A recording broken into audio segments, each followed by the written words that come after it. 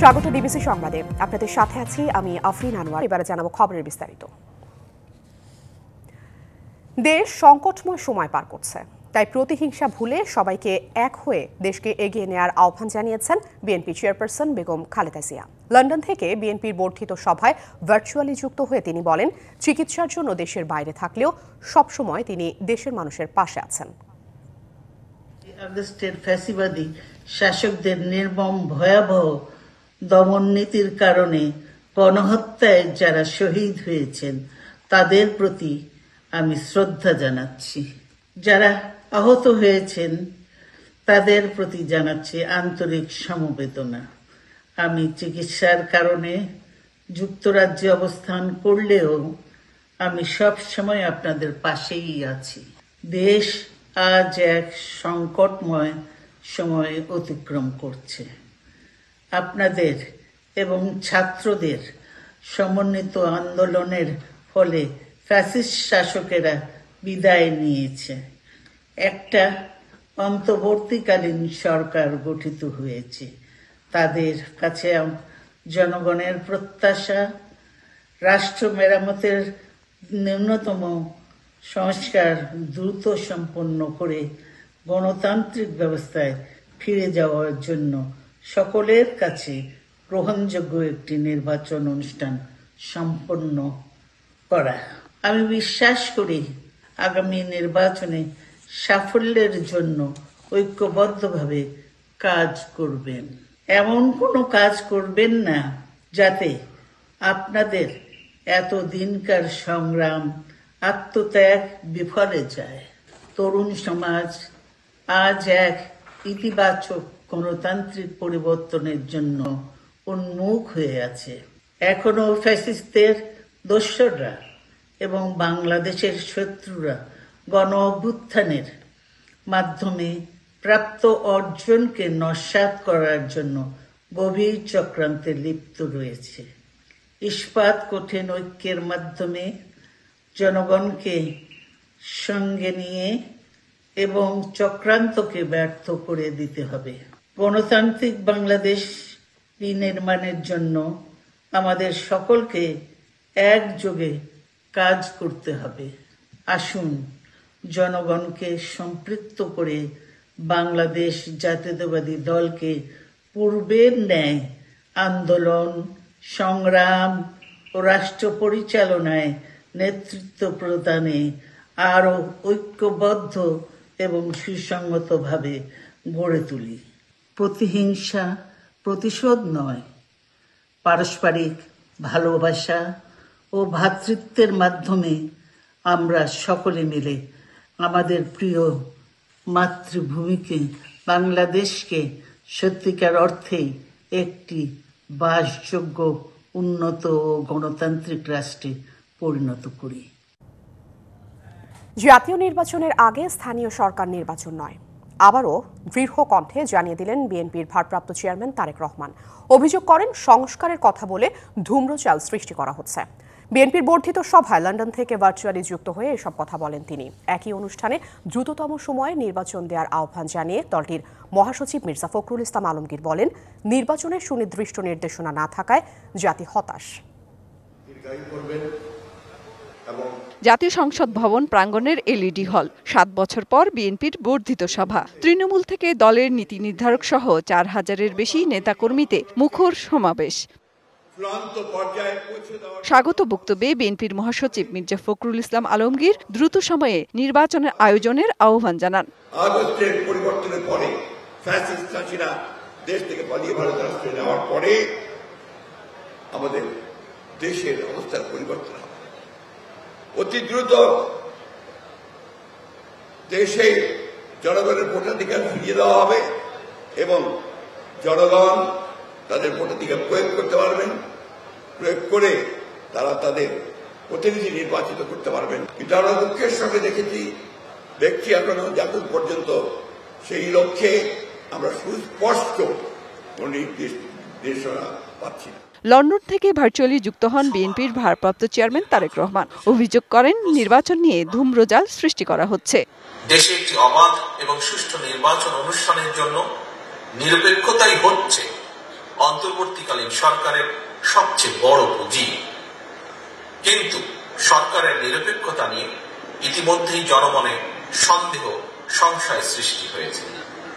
নিজেদের নিরপেক্ষতা বজায় রাখতে আমি বাংলাদেশ জাতীয়তাবাদী দলের পক্ষ থেকে অন্তর্বর্তীকালীন সরকারের প্রতি আরো সতর্কতা অবলম্বনের আহ্বান জানাই।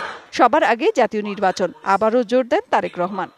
আইন শৃঙ্খলা পরিস্থিতির নিয়ন্ত্রণে কাঙ্ক্ষিত সাফল্য অর্জন করতে পারছে না, সেখানে জাতীয় নির্বাচনের আগে স্থানীয় নির্বাচন অনুষ্ঠানের নামে কেন দেশের পরিস্থিতি আরো ঘোলাটে করতে চাইছে, এটি জনগণের কাছে বোধগম্য নয়। অন্তর্বর্তীকালীন সরকারের প্রতি আহ্বান, সারা দেশে গণহত্যাকারীদের দোষর মাফিয়া চক্রকে পুনর্বাসনে স্থানীয় নির্বাচন অনুষ্ঠানের পরিকল্পনা থেকে সরে আসুন। তারেক রহমান বলেন, সরকার এখনো তাদের কর্মপরিকল্পনা নির্ধারণ করতে পারছে না। এ নিয়ে হতাশার সৃষ্টি হচ্ছে।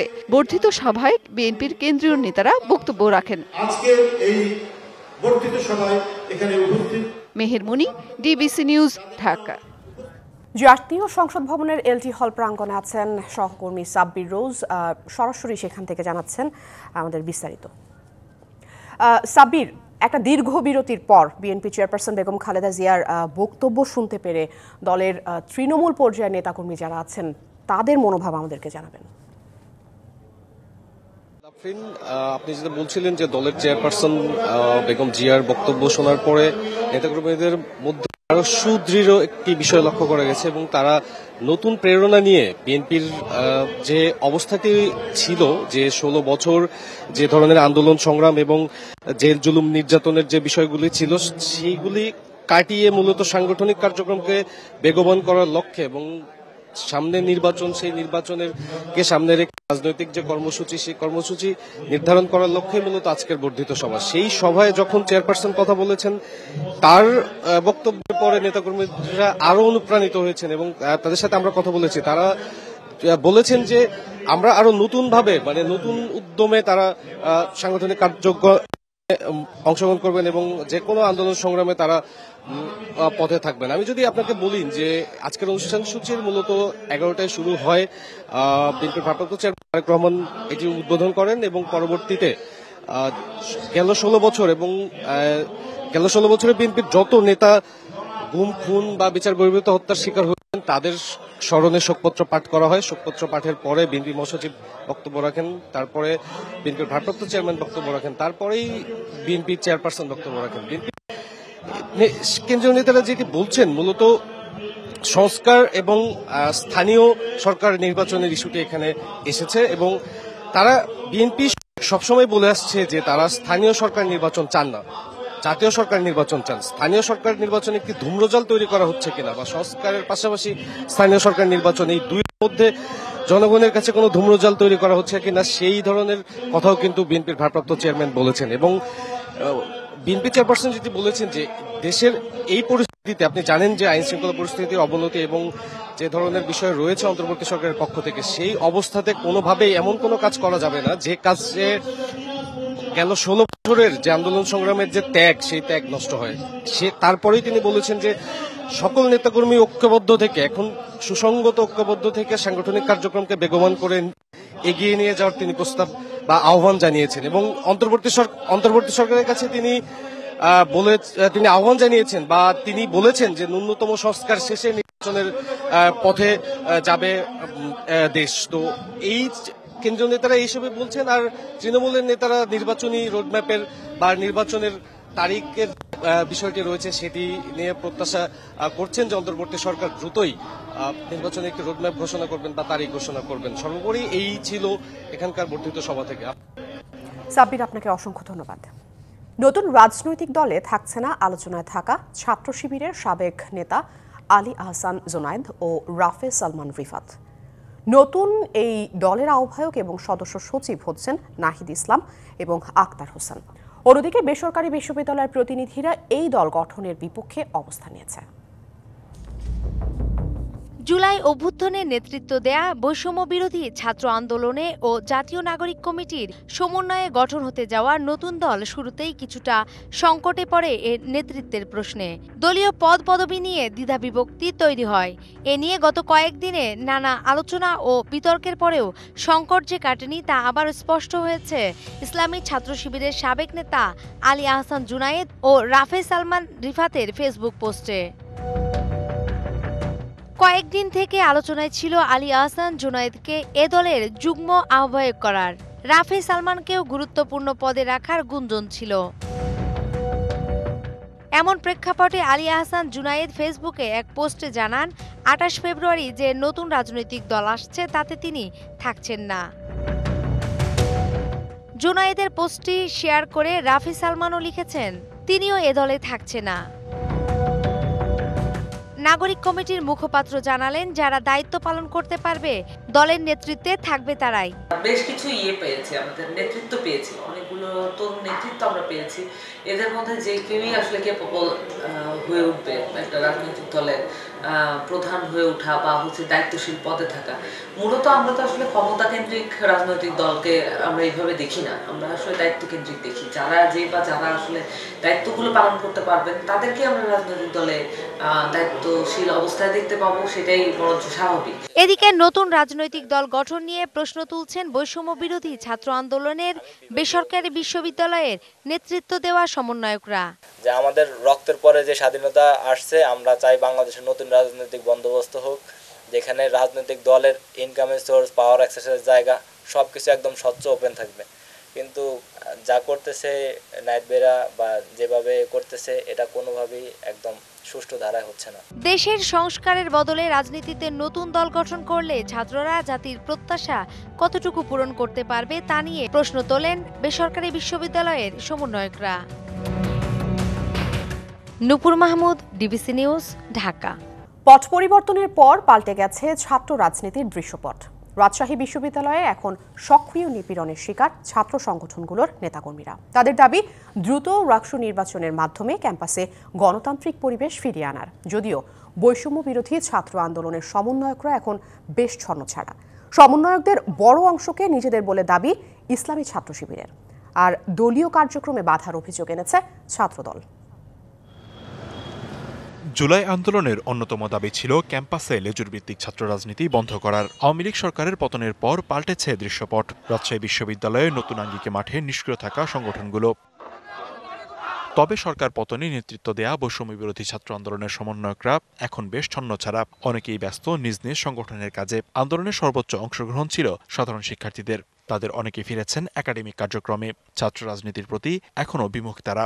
বিভিন্ন ফিল্ড তৈরি হলেও রাজনৈতিক বিতৃষ্ণা কিন্তু আমাদের শতভাগ শিক্ষার্থীর মধ্যেই আছে। কারণ এটা বিগত ফ্যাসিস্ট সময়ের বিগত 17 বছরের যে রাজনৈতিক আধিপত্যবাদ যেটা দেখছে বিগত বছরগুলোতে ক্যাম্পাসে, যার দরুন সবাই রাজনৈতিক একরকম বিতৃষ্ণার মধ্যে আছে। পূর্ণাঙ্গ কমিটি নিয়ে ইসলামী ছাত্র শিবির প্রকাশ্যে না এলেও দলীয় কার্যক্রমে সক্রিয় নেতাকর্মীরা। নেতাদের দাবি সমন্বয়কদের একটা বড় অংশ তাদের শিক্ষামূলক যে কার্যক্রমগুলো, গবেষণামূলক যে কার্যক্রমগুলো, সেগুলোই আমরা কার্যক্রম করার চেষ্টা করছি ক্যাম্পাসে। বৈষম্য বিরোধী ছাত্র আন্দোলনের সমন্বয়ক বলেন বা আন্দোলনের সংগঠক বলেন, সেখানে ইসলামী ছাত্র শিবিরের উল্লেখযোগ্য পরিমাণ সংখ্যক আমাদের ছিল এবং আমরা আমাদের সামর্থ্যের আলোকে সর্বোচ্চ দিয়েই আমরা চেষ্টা করেছি ভূমিকা রাখার।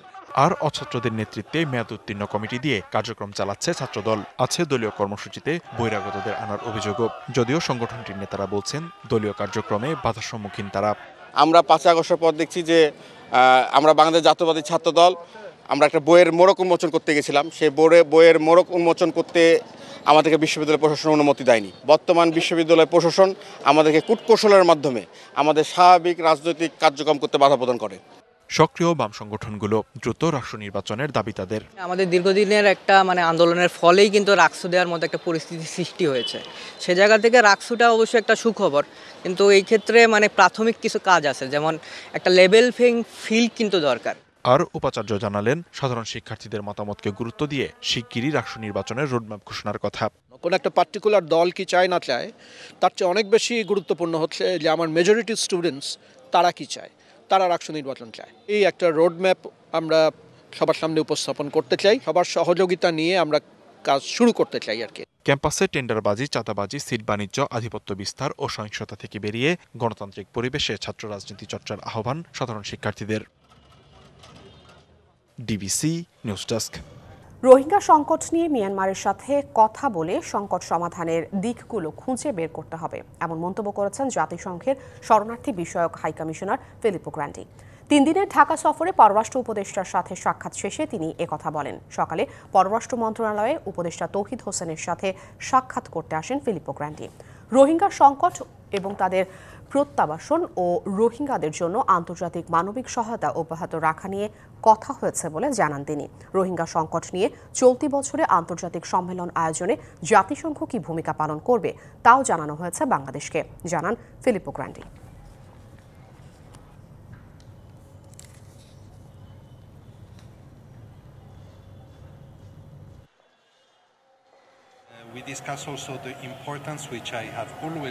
বৈঠকে মিয়ানমার প্রসঙ্গে আলোচনা হয়েছে। বৈঠকে রোহিঙ্গা সংকট নিয়ে চলতি বছরে আন্তর্জাতিক সম্মেলন আয়োজনে জাতিসংঘের ভূমিকা এবং বাংলাদেশকে রোহিঙ্গা ইস্যুতে সহযোগিতা করার মতো বিষয়গুলো নিয়ে আলোচনা হয়েছে। বেক্সিমকো ইন্ডাস্ট্রিয়াল পার্কের শিল্প প্রতিষ্ঠানের ৩১,০০০-এর বেশি শ্রমিকের পাওনা ৫২৫ কোটি ৪৬ লাখ টাকা পরিশোধ করার সিদ্ধান্ত নিয়েছে সরকার, জানালেন শ্রম ও কর্মসংস্থান উপদেষ্টা অবসরপ্রাপ্ত brigadier general M Shakhawat Hossain. বৃহস্পতিবার দুপুরে সচিবালয়ে বেক্সিমকো ইন্ডাস্ট্রিয়াল পার্কের শিল্প প্রতিষ্ঠানের শ্রম পরিস্থিতি নিয়ে একথা জানান তিনি। বলেন, কোনো শ্রমিকের চাকরি যাবে না, প্রত্যেকের অ্যাকাউন্টে রোজার মাঝামাঝি সময়ের মধ্যে বেতনের টাকা চলে যাবে। শ্রমিকের অর্থ আত্মসাতের সাথে জড়িতদের কোনো ছাড় নয়। দেশের বাইরে বা ভেতরে যেখানেই থাকুক তাদের বিরুদ্ধে আইনি ব্যবস্থা নেওয়া হবে।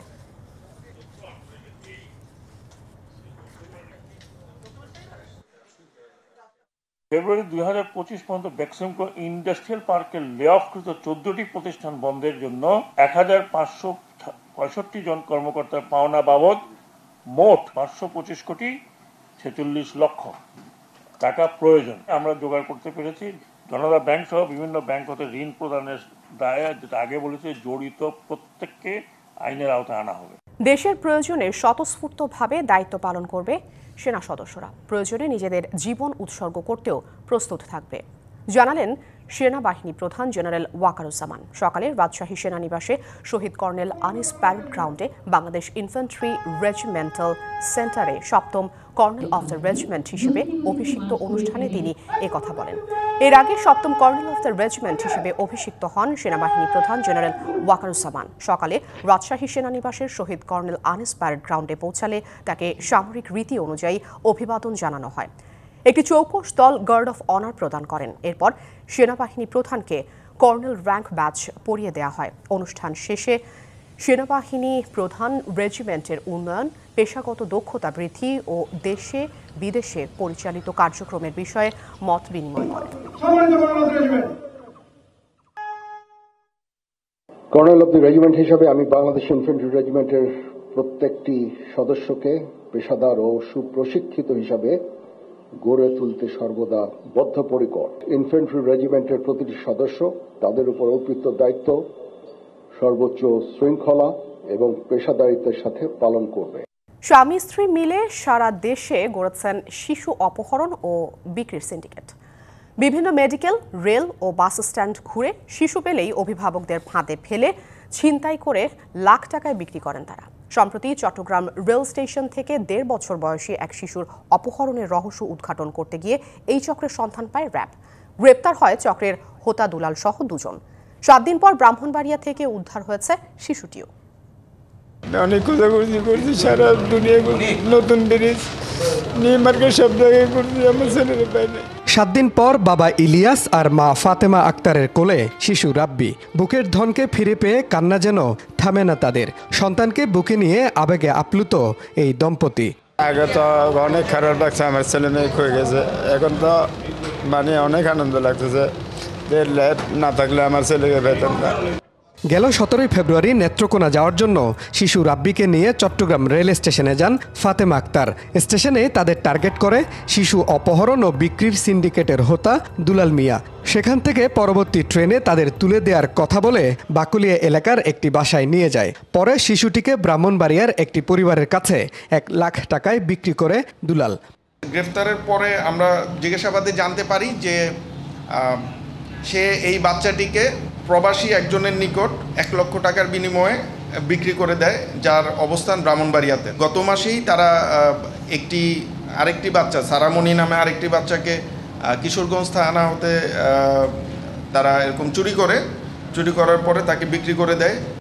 বিক্রির টাকা নিয়ে দুলাল পালিয়ে যান কিশোরগঞ্জে। সেই টাকা দিয়ে 3 দিন আগে শিশু অপহরণের আরেক মামলায় গ্রেপ্তার তার স্ত্রী রুনা বেগমকে জামিন করানোর কথা ছিল। যে 1 লক্ষ টাকা সে বিক্রি করেছিল, এই টাকা দিয়ে সে তার ওয়াইফকে জামিন করানোর জন্য আসলে কিশোরগঞ্জে গিয়েছিল।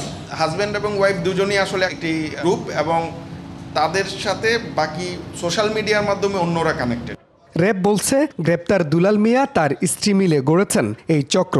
হাসপাতাল, স্টেশন থেকে অপহরণের পর সামাজিক যোগাযোগ মাধ্যম ব্যবহার করে এসব শিশুর ছবি ও ভিডিও পাঠানো হয় বিভিন্ন নিঃসন্তান দম্পতির কাছে।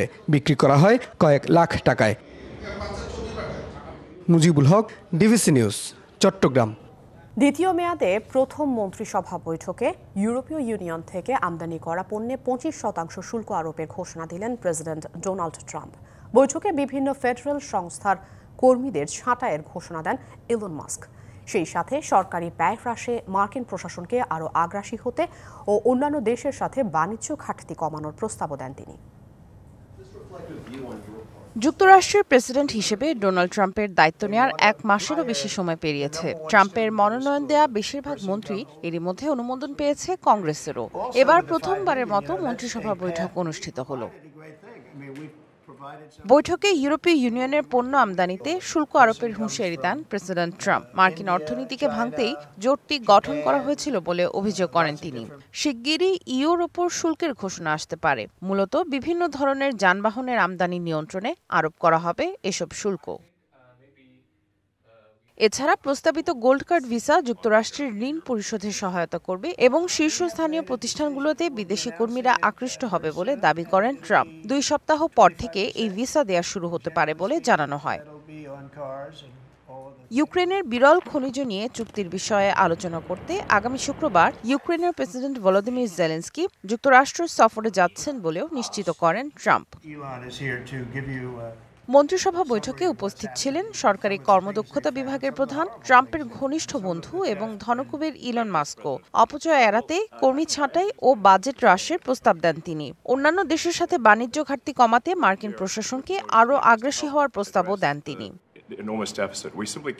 সামিয়া জান্নাহ, ডিবিসি নিউজ ডেস্ক। গাজায় বন্দি বিনিময় চুক্তির প্রথম ধাপের শেষ দফায় 4 ইসরায়েলি জিম্মির মরদেহ হস্তান্তর করেছে হামাস। বিনিময়ে মুক্তি পাচ্ছেন 620 ফিলিস্তিনি। স্থানীয় সময় বুধবার রাত 10টায় 4 ইসরায়েলির মরদেহ হস্তান্তরের মাধ্যমে শুরু হয় বন্দি বিনিময়। এরপর মাঝরাতে ইসরায়েলের ওফার কারাগার থেকে বাসে করে কিছু ফিলিস্তিনি পশ্চিম তীরের রামাল্লায় পৌঁছায়। বাকি বন্দীরা কখন মুক্তি পাবেন তা এখনও জানা যায়নি। এর আগে গেল শনিবার 620 ফিলিস্তিনিকে মুক্তি দেওয়ার কথা থাকলেও রবিবার এক ঘোষণা দিয়ে বন্দি বিনিময় স্থগিত করে তেল আবিব।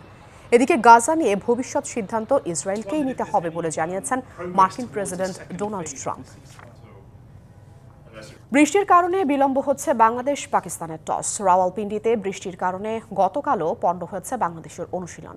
ম্যাচ মাঠে করালে জয় দিয়ে আসর শেষ করতে চায় দুই দল। ভারত এবং নিউজিল্যান্ডের কাছে হেরে চ্যাম্পিয়ন্স ট্রফির সেমিফাইনাল স্বপ্ন শেষ হয়ে গেছে বাংলাদেশের। একইভাবে পাকিস্তানও হেরেছে ভারত ও নিউজিল্যান্ডের বিপক্ষে। তাই সেমিফাইনাল স্বপ্ন শেষ হয়েছে স্বাগতিকদেরও। পাকিস্তানে চ্যাম্পিয়ন্স ট্রফি কভার করতে সহকর্মী শাহান পাপন এবং আশিক আছেন। সরাসরি চলে যাব তাদের কাছে।